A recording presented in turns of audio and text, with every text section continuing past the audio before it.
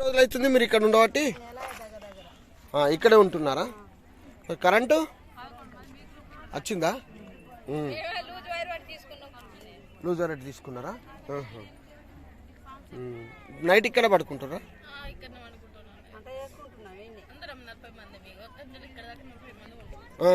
చెప్పు. ఏ ఊరు మీది? వడ్డాడు. ఇక్కడే ఉండి ఇక్కడ వండుకొని తింటూ ఇక్కడే ఉంటుంది. మీకు ఏం మీ అంటే మీకు ఇండ్లు జాగాలు ఏం లేవా మీకు? ఎందుకు కిరాయి పెట్టుడు ఏంటంటే 10,000 5,000 అడుగుతారు. మేము కష్టం చేస్తే కూలి పని చేస్తే 200 వస్తాయి. కరెంట్ బిల్లు కట్టుకోవాలా, ఇండ్లు ఖర్చు, ఇంట్లో కొట్టు ఇట్లా కడుతుంది అన్న. ఇక ఆడ వీడి ఉండే బదులేంటిది ఇక్కడ ఎందుకు తెలిసింది ఇట్లా గుణగిస్తారు అని. అందుకే ఇక్కడ వచ్చినాం అన్నయ్య. ఏంటంటే పిల్లలను అందరూ ఫస్ట్ పిల్లలకు కూడా తీసుకుని వచ్చినాం. మాకేం లేదు, చేసుకుంటా తిన్నట్టు లేకపోతే లేదు. అదే వీడి వర్కర్ అదే చేసుకుంటున్నాం, ఉంటున్నాం.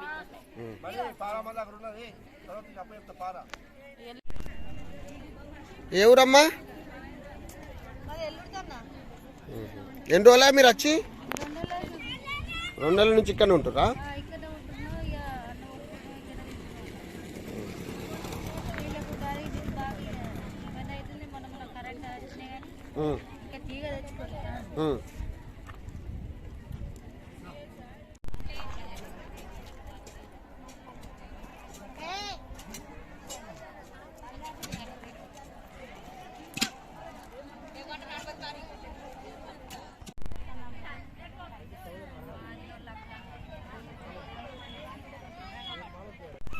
ఏం రాస్తురమ్మా మీరు? అవి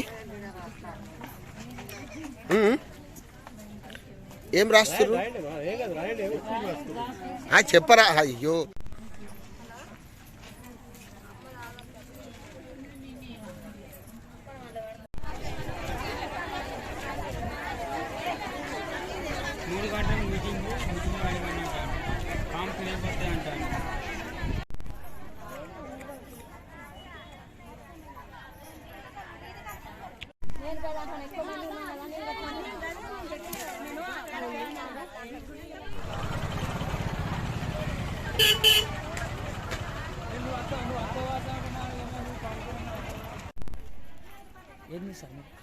HMT.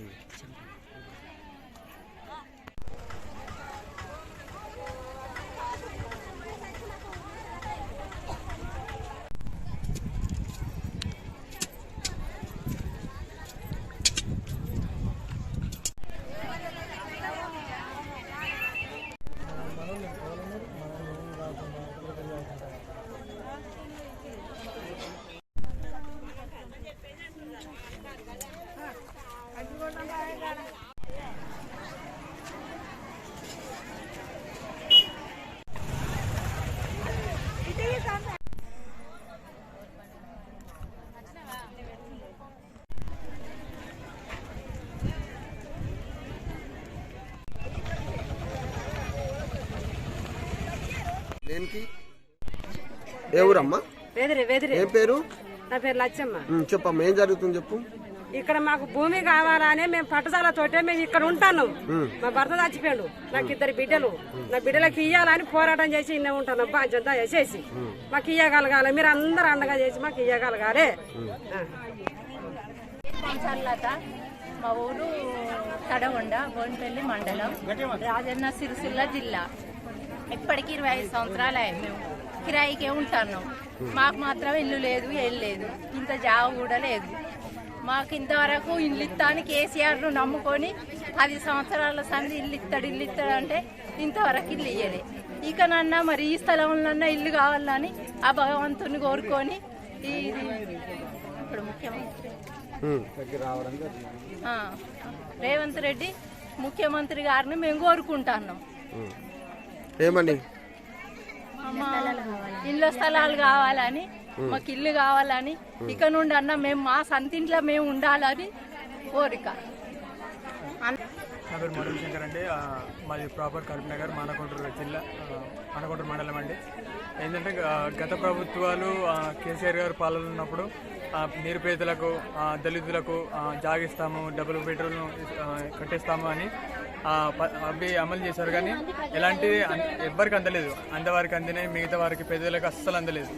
వాళ్ళు ఎవరైతే అందలేదో వాళ్ళందరూ ఐక్యమై ఈరోజు సిపిఎం పార్టీకి వాళ్ళ బాధలు కానీ వాళ్ళ గోసలు కానీ చెప్పుకొని వాళ్ళ సపోర్ట్ కావాలని వాళ్ళ మీదుగా ఇప్పుడు కేసీఆర్ ప్రభుత్వం పతనం చేయడం కారణం ఏంటిదంటే ఎలాంటి నిరుపేదలకు ఎలాంటి సహాయకారం కానీ ఇలాంటిది ప్రభుత్వాలు కానీ ఏం చేయలేదని దానికి పతనం కోరారు.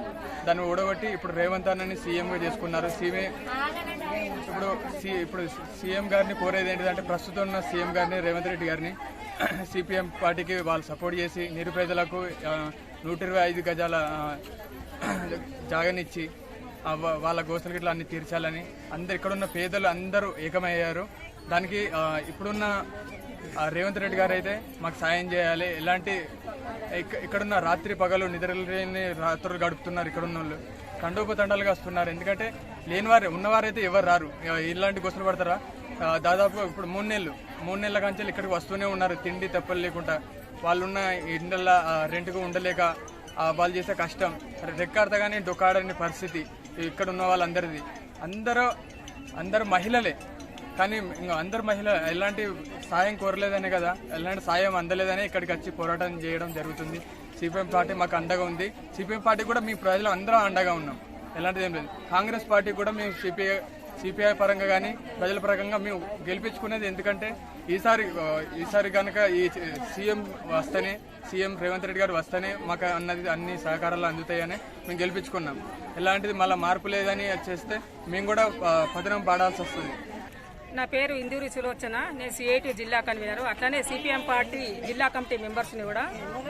ఇక్కడికి ఇంత మంది మహిళలు రావడానికి కారణము వాళ్ళకు ప్రభుత్వాలు వాళ్ళను గుర్తించకపోవడము. ఈ మహిళలంతా బడుగు బలహీన వర్గాలకు చెందిన మహిళలే. చాలా దరఖాస్తులు చేసుకొని చాలా విసుకెక్కిపోయిండ్రు. ఉన్నవారికే వస్తుంది డబుల్ బెడ్రూమ్, లేని వారికి రావడం లేదు, మాకు ఇవ్వడం లేదు, మేము కిరాయిలు కట్టుకోలేకపోతున్నాం అనేసి చాలా ఇబ్బందులు ఎదుర్కొన్నాము. మాకు సిపిఎం పార్టీ అండగా ఉండాలి. సిపిఎం పార్టీ ఇప్పుడు చూసుకుంటే రాష్ట్ర వ్యాప్తంగా చాలా సెంటర్లలో భూములు గుడిసెలు వేయడం జరిగింది. పక్కా ఇల్లు కూడా నిర్మించుకొని ఉన్నారు. ఇక్కడ కూడా జైత్యాల జిల్లా కేంద్రంలో కూడా సిపిఎం పార్టీ ఉంది. మీ అండా మాకు కావాలి, మేము కూడా వేసుకుంటాం భూములు అనేసి ఇక్కడ ఉన్న మహిళలందరూ కూడా చెప్పడం జరిగింది. ఇక్కడ ఉన్న మహిళలందరూ కూడా బీడీ కార్మికులు, కూలీ పనులు చేసుకునే వాళ్ళు, చాలా మధ్యతరగతి కింది స్థాయి నుంచి వచ్చిన మహిళలే ఇక్కడ ఉన్నారు. మరి ఈ ప్రభుత్వాలు ఇప్పటిదాకా ఉన్న బీఆర్ఎస్ ప్రభుత్వం కావచ్చు, ఇప్పుడున్న కాంగ్రెస్ ప్రభుత్వం అయినా పట్టించుకొని, అప్పుడున్న ప్రభుత్వాలు పట్టించుకోలేవు పేదల కోసము. ఈ ప్రభుత్వం అయినా పట్టించుకొని వీళ్ళకు భూములు ఇవ్వాలా అనేసి మేము డిమాండ్ చేస్తున్నాము. ఇప్పుడున్న ప్రభుత్వాన్ని మహిళలు వీళ్ళకు చాలా అంటే ఇప్పుడు ఈ పూటకు చేసుకొని పని చేసుకొని వస్తేనే పొట్ట గడుస్తుంది. వాళ్ళ పిల్లలు తిండి పెట్టుకోగలుగుతారు. అట్లాంటి వాళ్ళు ఇల్లు కిరాయి కట్టుకోలేకపోతారు. సిటీలో ఎక్కడెక్కడి నుంచో వచ్చి సిటీలో కిరాయిలకు ఉంటారు. 4,000, 5,000 ఇట్లా కిరాయిలు ఉన్నాయి. ఒక నెలలో 4 రోజులు లేట్ అయితే కిరాయి ఇంటి యజమాని పొండమ్మా అంటుండ్రు. గత 2019 అప్పుడు కరోనా టైంలో చూసుకున్నప్పుడు చాలా మందిని కరోనా వచ్చి చనిపోతే శవాలు ఇంటికి తెలియలేదు. రోడ్డు మీద హాస్పిటల్ నుంచి అటే తీసుకుపోవడం జరిగింది. అట్లా అని వీళ్ళందరూ మాకు సిపిఎం పార్టీ అండ కావాలి, మాకు ఇల్లు కావాలి. అక్కడ డబుల్ బెడ్రూమ్ నిర్మించిండ్రు. అది ఎవరికి ఇచ్చిండ్రో ఏమో మాకు తెలియదు. మాకు ఇల్లు లేని వాళ్ళకు రాలేవు, మేము పోరాటం చేస్తాము, మాకు తప్పకుండా ఇల్లు నిర్మించి ఇవ్వాలి అనేసి మీరు కూడా మాకు మద్దతు ఇవ్వాలి అనేసి వాళ్ళు అనడం జరిగింది. మేము కూడా అదే స్ఫూర్తితో సిపిఎం పార్టీ లేని వాళ్ళ కోసము పనిచేస్తుంది ముందుండి. అదే ఉద్దేశంతో మేము కూడా వీళ్ళకు సపోర్ట్గా చేస్తున్నాము. వీళ్ళకి ఇండ్లు నిర్మించి ఇచ్చేంత వరకు కూడా ఇక్కడికి వెళ్ళి అసలు కదిలేదే లేదు. ఇండ్లు నిర్మించి వీళ్ళకు నీటి సౌకర్యము, రోడ్లు, ప్రతి ఒక్క సౌకర్యము కల్పించాలి అని మేము డిమాండ్ చేస్తున్నాం. తెచ్చుకుంటున్నాం, వీళ్ళకి కావాల్సిన కొంతవరకు చేయగలుగుతున్నాం. ఇంకా అధికారులు సపోర్ట్ చేసి ఇంకా చేయాలని మేము వాళ్ళని కోరుతున్నాం. వీళ్ళకు పట్టాలు, అదేవిధంగా కరెంటు, వాటర్ ఇవ్వాలని కోరుతున్నాం.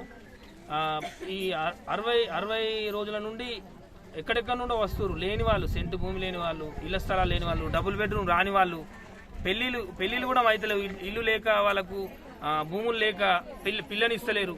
అటువంటి పరిస్థితి ఉంది, చాలా దారుణమైన పరిస్థితి. ఒక 125 గజాలు ఇస్తే వాళ్ళ జీవితాలు సెట్ అవుతాయి. ఆలోచించాలి, చాలా భూములు ఉన్నాయి గవర్నమెంట్. ఆలోచించి పోయిన గవర్నమెంట్ చాలా హామీలు చేసింది, అది నెరవేర్చలేదు. అందుకని అహంకార పూర్తికంగా ఆ గవర్నమెంట్ లేకుండా అయింది.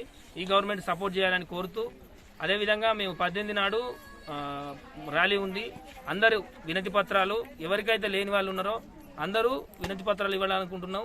మీరు కూడా విలేకర్స్ అందరూ సపోర్ట్ చేసి సహకరించాలని కోరుతున్నాను. ఇది జగిత్యాల టౌన్ వాళ్ళక, రూరల్ వాళ్ళక, లేకపోతే డిస్ట్రిక్ట్ వాళ్ళక, ఎక్కడి నుంచి వస్తే ఎక్కడి నుంచి చేసుకుంటాం? ఓకే, మేము హైదరాబాద్ లో ఇదే రకంగా చేస్తున్నాము. హైదరాబాద్ లో ఎక్కడి నుండో వస్తారు, నిజామాబాద్, ఆర్మూరు, జగిత్యాలు, కరీంనగర్, ఇట్లా చాలా చోట్ల నుంచి వస్తారు. అక్కడ విభేదాలు లేవు. ఇక్కడ ఎందుకు మరి వాళ్ళను విభేదించడం ఎందుకు? లేని వాళ్లకు న్యాయం జరగాలన్నా వద్దా నేనే అడుగుతున్నాను. లేని వాళ్లకు, ఇంటి స్థలాలు లేని వాళ్లకు, సెంటు భూమి లేని వాళ్లకు, డబుల్ బెడ్రూమ్ రాని వాళ్లకు న్యాయం జరగాలన్నది మా సిపిఎం పార్టీ న్యాయం జరగాలని కోరుతుంది. సిపిఎం పార్టీ ఎర్ర జెండా కింద వీళ్ళందరూ పోరాటం చేస్తున్నాం. అంటే ఇప్పుడు ఎట్లా చేస్తున్నారు పోరాటం? అంటే మీరు ఇప్పుడు ఏం చేస్తున్నారు? మేము ఇక్కడ సిపిఎం పార్టీ గుర్తించడం జరిగింది. ఇక్కడ ల్యాండ్ 221 ఎకరం ఉంది. సర్వే నెంబర్ వచ్చేసి 437/12/112/2. ఈ సర్వే నెంబర్లో 221 ఎకరం ఉంది. అదేవిధంగా పక్కన 600 ఎకరాలు ఉంది. అదే పక్కన 90 ఎకరాలు ఉంది. దాదాపు 1003 గుంటల భూమి ఉంది. ఇక్కడ చాలా మందికి ఇవ్వచ్చు, ఎంతమంది అయినా ఇవ్వచ్చు. అది గవర్నమెంట్ గుర్తించాలని కోరుతున్నాను. ఇప్పుడు ఎట్లా మీరు చేసుకుంటారు? అంటే ఎంత జాగా కొలిసిస్తుర్రా? కొలిసివ్వట్లేదు. ఇప్పటికైతే చాలా మంది ఇక్కడ నుండే పనులకు వెళ్తుర్రు. దాదాపు 300 కుటుంబాలు, 500-600 మంది ఇక్కడే పడుకుంటుర్రు. మేము కరెంటు తీసుకున్నాం. కరెంటు కోసం కూడా వినతి పత్రం ఇచ్చినాం. వాటర్ కూడా మేము తీసుకొచ్చుకుంటున్నాం. అదేవిధంగా వాటర్ సోర్సెస్ కొంచెం ఇబ్బంది జరుగుతుంది, ఎందుకంటే పబ్లిక్ ఎక్కువ ఉన్నారు. కరెంటు ఓకే, కరెంటు తీసుకొచ్చినాం, వినతి పత్రం ఇచ్చినాం. వాళ్ళు కూడా మేము చేస్తామని చెప్తుర్రు. ఇప్పుడు 200 యూనిట్ దాకా ఫ్రీ అని చెప్పిర్రు. ఒక గుడిసెకు 200 యూనిట్ అయితే కాలేదు. వాళ్ళ దాంట్లో కూడా ఏం చేసేది లేదు. మీరు వాళ్ళు కూడా, కరెంటు వాళ్ళు కూడా ఆలోచించి మాకు లైన్ ఇవ్వాలని కోరుతున్నాం. ఇప్పుడు ఎంత మంది గుడిసెలు వేసుకున్నారు ఇక్కడ? ఇప్పటి వరకు 3000కు పైచిలకు గుడిసెలు వేసుకున్నారు. ఒక 500 మంది రెగ్యులర్ వస్తుర్రు. ఒక 300